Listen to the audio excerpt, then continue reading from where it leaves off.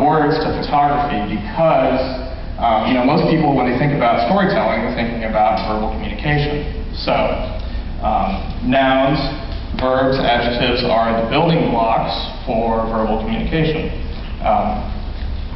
I'd like for you to think about individual images that make up your picture story that you're working on creating as nouns, verbs, and adjectives. Okay? So what are noun photographs? What do I mean by that? A picture of the subject of the story is probably the starting point. That is, a noun photo. A photograph of the lace on the veil that the bride is going to wear during the ceremony, or the wedding rings. Or it could even be a little more abstract. It could be the relationship that the bride has with her father, or the relationship between the bride and groom. Those could be noun photographs. Or, emotions, for example, joy or nervousness. Those are nouns as well. And then we've got verb photographs, which are, pictures of people doing things, right?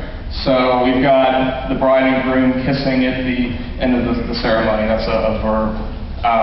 Or it could be the bride and groom walking the aisle or cutting the cake or tossing the bouquet. These are all verbs.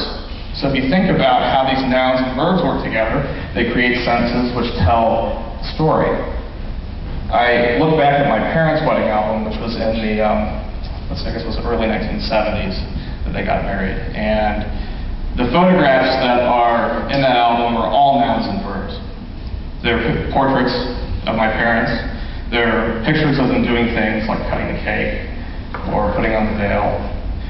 But what really makes the picture story that we're working on telling have depth and meaning and mood are the adjective photos. Those are a little harder to define, but that's what we're going to attempt to figure out during the course of this presentation, is what makes up an adjective photograph.